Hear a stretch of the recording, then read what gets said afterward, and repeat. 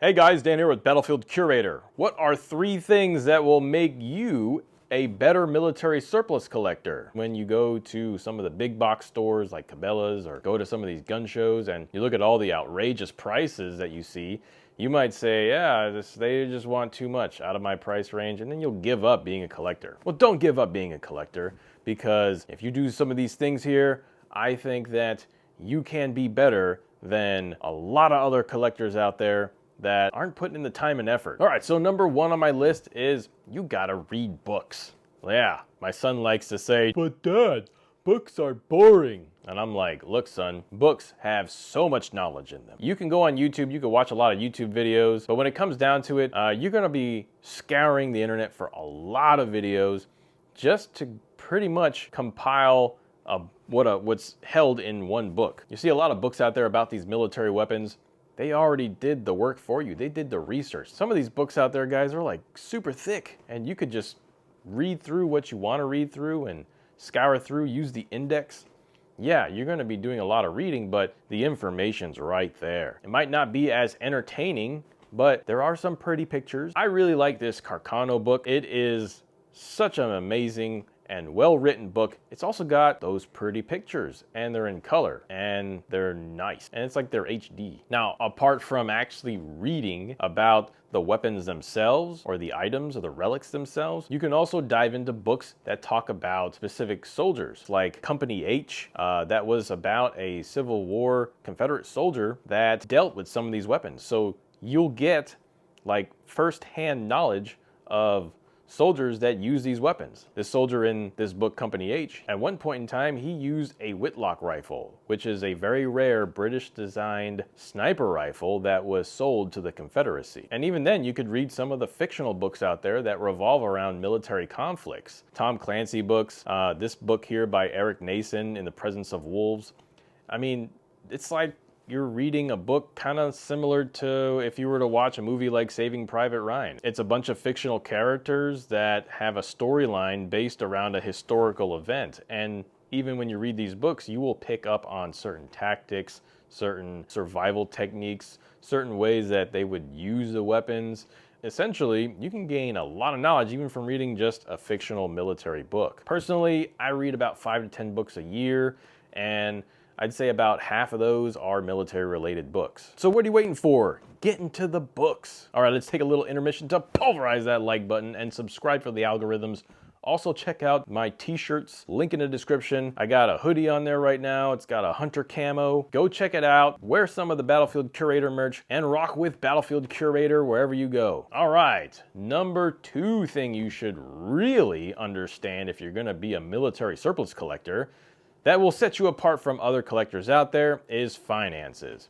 You gotta understand the market, the military surplus market. You gotta understand supply and demand. You gotta understand inflation. You gotta understand money. You gotta understand what the market is or the sentiment is for certain weapons out there. Because if you're gonna buy during a period of high demand, you're probably gonna pay a lot more. It's probably better just to wait till a period where people aren't really that enthusiastic about that weapon anymore or that collectible item, and just, you know, wait for that time frame to actually go search around and look for them. You might save yourself a few $100 doing that. Now, it's also very important to understand that these weapons are not like your primary investment wheel. No, these are technically considered alternative assets, especially a lot of the very fine condition antiques. I think there's a lot of people out there that think of these as like collectible art. And a lot of these pieces are mechanical collectible pieces of art. I mean, the intricacies, the metalwork, the woodwork, the skill it took back then to make these weapons. I mean, things these days are mass produced with machines, and they're polymer, and, you know, back then, things were a lot different when they made these, which is one reason why they're pretty collectible in the first place. Now, what you gotta really understand, though, is that they're not gonna replace your primary investment wheel. There's a lot of other investments out there that are tried and true, that you can retire off of, and you just can't look at military surplus collectibles as a retirement wheel, like your primary piece of retirement. Needless to say, yeah, they might go up in value a certain percentage, but let's say if you bought certain stocks like 20, 30, 40 years ago, those would have went up thousands of percentages, while your military surplus M1 Garand might have only went up about 200%, and that would be with inflation included in both of those. And the other thing is here, you don't want to get ripped off. You want to know what the actual value of what you're looking at is when you get it or when you're thinking about getting it, because you don't want to overpay for all these things and then, you know, you just have a small collection and you have to pass on actual good deals. So yeah, definitely go study up on finances, go study up on the market, go understand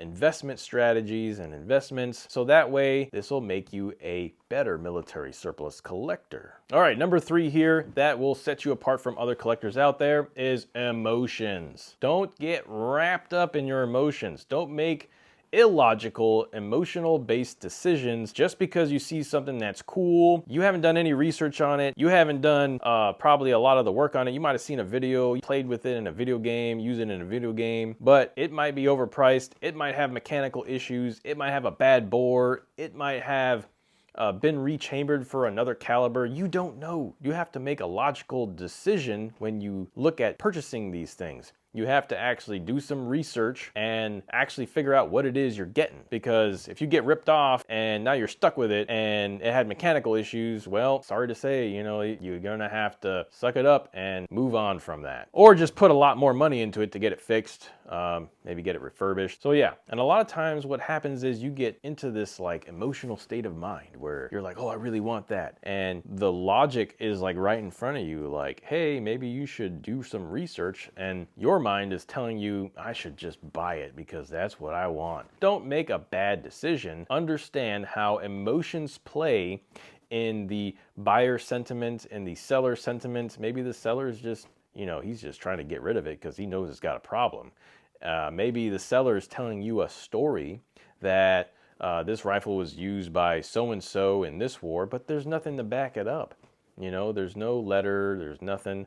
And so you're just getting emotionally attached to this weapon here. But then later on, you understand that, hey, it was probably a poor decision to make on that. You might not even realize it, but they don't even make ammo for it. So it's not even like you can go out there and shoot it. Maybe there's ammo that's really high priced and you were thinking that you would use it to go hunting and you would need to zero it and take it to the range all the time. But then you realize, hey, the ammo is just way too expensive. I just can't afford to buy the ammo like in bulk like I really wanted to, and go shoot it all the time like I wanted to. So you got to think about those things. You got to do the research. All right, with all those 3 things there, those things are probably going to help you be a better military surplus collector, better than a lot of other folks out there. What are your thoughts? Are you doing these 3 things? Let me know in the comments section. And as always, be sure to learn history and curate history. Pulverize the like button. Subscribe if you haven't. Don't forget to check out the merch link in the description. Make it a great day.